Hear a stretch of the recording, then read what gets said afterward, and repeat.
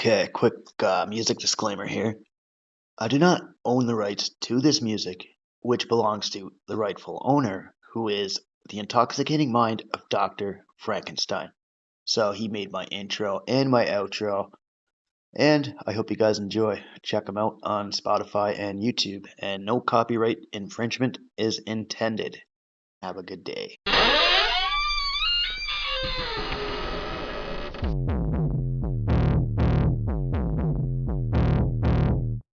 A clear choice of good versus evil, of right versus wrong.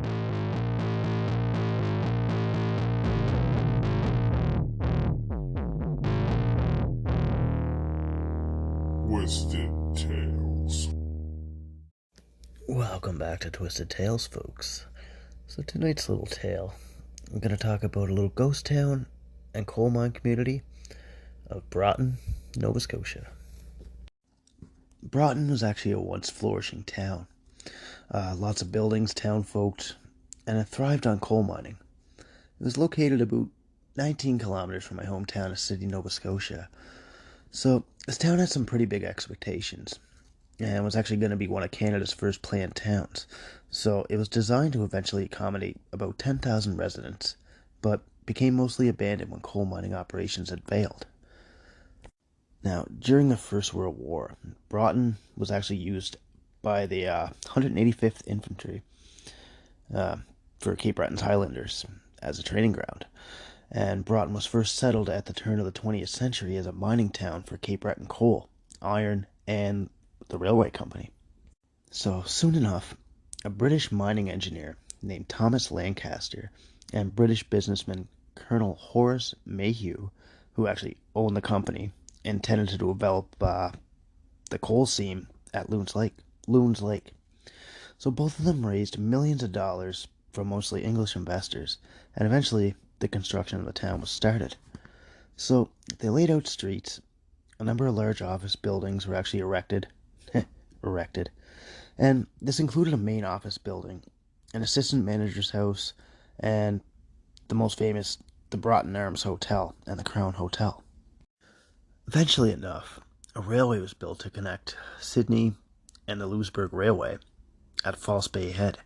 Now, False Bay is a bay in Nova Scotia, situated nearby to the village of Homeville, and it's actually near Watson's Cove. So, this was to continue through Broughton, roughly a distance of about 4.5 miles. Construction began in 1905.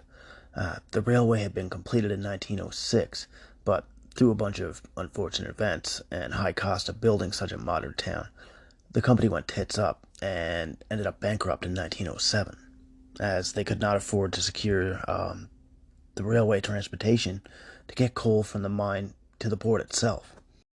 And shortly after these problems arose, Lancaster and Mayhew actually left Cape Breton, and they abandoned the company and the town.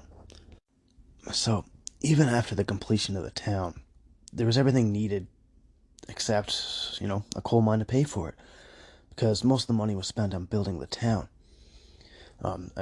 Like they had 60 buildings, there were offices, about 43 mining houses, churches, 4 stores, a school, 2 modern hotels. Like even the Crown Hotel ended up having a bowling alley inside the basement, with roughly 10 miles of streets, electric lights, running water, and actually telegraph and telephones were actually established throughout the town, which was actually the name Broughton was actually named after Mayhew's family estate in Howard, England. Once the town was built, Mayhew didn't have enough to cover the cost to complete the railway, so he ended up going back to England in 1906 to gather more funding, so he left his son in charge. His son's name was Horace Dixon Mayhew Jr. So he left him in charge, and he went on his way. So Horace decided to go on a hunting trip, where he actually committed suicide on August 12th, 1906. So after all this, the no funding, the town was just pretty much forgotten about. So Mayhew returned to Flintshire, England, to establish a new practice with his remaining sons. So he started up a law firm of Mayhew and Mayhew, and eventually he ended up owning several coal mines throughout England. It just seemed that, the coal mines took off in England, but Broughton was just forgotten, right? So, even though several coal mines did operate in Broughton, mostly for short periods between, 1934 and 1969. So the largest coal mine being opened in 1948 and shut down by the Cape Breton Development Corporation, DevCo, in 1969. Shit, it's actually a company name I actually haven't heard of or even thought about in like 15 years. It's pretty cool. Remains of Broughton and the substantial buildings can actually still be seen today. So you can just imagine how large a scale the city could have sat on, with its big dream impressions, lofty ambitions, all of it just gone to shit. So, however, the community actually remained active until its peak in 1916. So the army had actually taken over the Broughton's Arm Hotel, like I previously mentioned. They tried to house about 1,200 soldiers during the First World War. So after the end of the war, the community, had declined again, very rapidly. So although some residents still reside in the area on Broughton Road, the town itself actually no longer exists. And there's a lot of people back home that say, like, they don't believe in ghosts and all that shit, right? And that the town's haunted. But, I just think the town's haunted by, like, the dreams that were never actually, like, became a reality, right? So, even once being a boom town, then abruptly becoming deserted. The town held promise, so folks say, it's pretty much not exactly as empty as it sounds. A man named Jason Murphy, actually a fellow Cape Bretoner, he's a paranormal investigator for haunts from the Cape.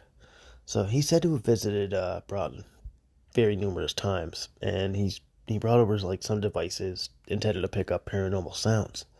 So Murphy and his team witnessed some unsettling experiences. So they picked up some activity, and they said, do you live here? Or did you live here? And were you a resident of the town? And a voice out of nowhere came back crystal clear and said, no, I was actually a soldier. So there's definitely energy out there, and definitely stories to tell about the town. Even shortly after the battalions arrived in April, the Crown Hotel ended up burning down to the ground from an accident with a plumber's torch. So emergency replacement buildings were quickly built to house and feed about 500 men, when the 185th had actually shipped out in October. At another point, there were actually also reports of a woman in white around the lake area that Jason and his group, Haunts from the Cape, went investigating with their equipment. So the K2 meter that I mentioned a few episodes back, this measures electromagnetic fields to pick up energy to try to find the spirit of the lady who drowned in the lake. So by the nearby town, the lady actually purchased poison after the birth of her 5th child. So we're guessing that the woman had postpartum depression and ended up leaving town one night while everyone slept, and her body ended up floating between the bulrush and the weeds. So that's my little story about Broughton, a boom town, a gloom town kind of thing, right? But even now, there's been a few developments going on to preserve the area as a heritage site. So it's going to preserve the town's legacy.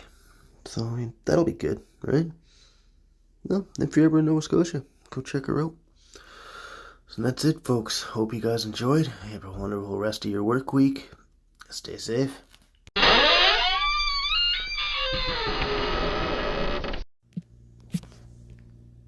Well, more than 100 years ago, Broughton, Nova Scotia was a thriving town built around a coal mine. The Broughton Arms Hotel was considered the finest east of Montreal. Soldiers trained there during the First World War. Now it's considered a ghost town, overgrown by trees. But is it really empty? CTV's Ryan McDonald paid a visit at night with a team of paranormal investigators to find out. The team set up its equipment outside the ruins, including an echo box used to pick up phonetic sounds, allowing spirits, in theory anyway, to communicate with us. Was this the mine manager's house? Yep. Do you wish this hotel was still standing? Leave. Do you feel like we're trespassing on your territory? Well, Leave again. After After a while, we heard something really spooky. Who's there? Listen carefully. The voice you hear at the beginning is not any one of us. Boys, there's someone in there. Hello? Who's there? This time, the audio is slowed down. Listen again. That was pretty incredible. It's not very often that something like that takes place, where we hear a voice outside of the recorders. I was actually waiting for someone to pop out of the woods and say, hey, we're here. We're going to leave now. We left wondering even more if this ghost town is really empty. There is still an energy out here, and I think there's still a story to tell out here. There's something still here. And I think in time we'll find out what it is for sure. For now, it seems the secrets of this forgotten town will stay here in the forest. But some night, when the moon is shining bright, they just might make their voices heard. Over there.